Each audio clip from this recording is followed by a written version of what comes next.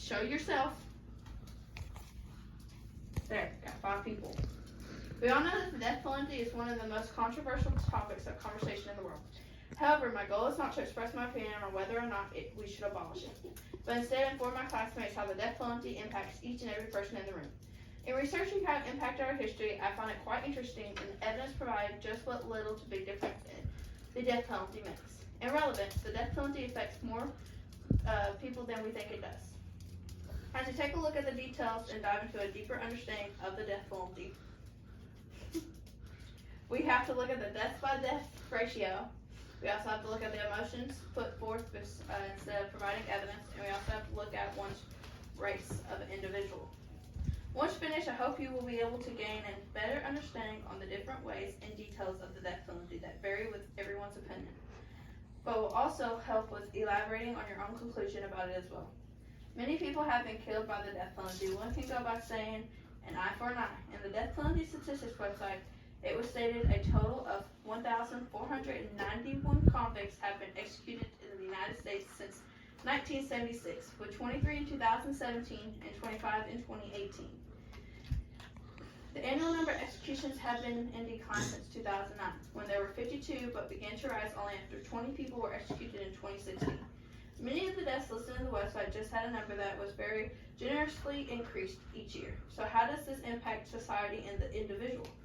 Well, according to the death penalty questions and answers, states have death penalty laws do not lower crime rates or murder rates than states without such laws.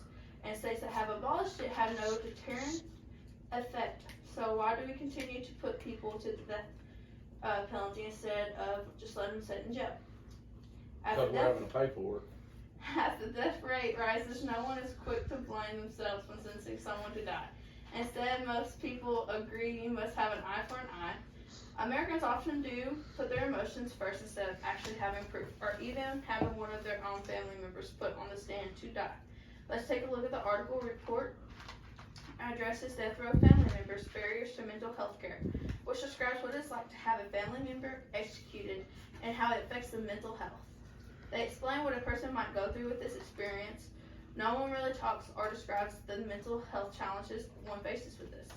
TABP found the death row families face unique hardships in obtaining mental health treatments, resulting from the stigma of being connected to a death row prisoner and a lack of understanding of their experience.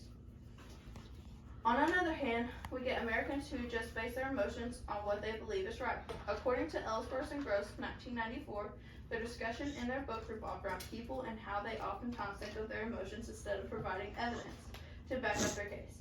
When reading this book, they don't really give any numbers, but instead say that they cannot prove this, but instead can only assume that they do this in a case. Emotions provide a big change in deciding the fate of everyone's life. In most cases, blacks or people of color were actually sentenced to death than a white man would have been. Well, they were sentenced faster.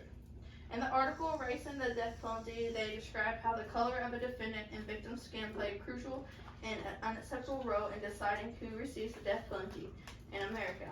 Most of all the deaths by the death penalty mostly contain people of color. According to the article, people of color have counted for a disproportionate 43% of total executions since 1973 and 55% of those currently awaiting execution. While white victims account for more than one half of all murder, but in saying this, only 12 whites have been executed for murder, unlike the 178 blacks. We entered slavery, but we are still no better as a society when we still use color to determine whether or not someone should live. Letting someone's race be the reason they are on death row should not be the case in any court case.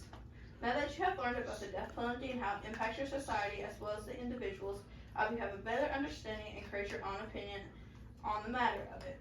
Although the use of capital punishment has declined in the U.S. over the past 25 years, capital punishment is still a very questioned part of just how our criminal justice does things. Many individuals do accept the fact of it as well, but with individuals just accepting the fact has a great impact to our society and the individuals affected by it. Whether it be the death rates, emotions, or race, the death penalty impacts all of us somehow. And I really do hope that you have learned something new with all the details provided and maybe even able to elaborate on your opinion just a little more.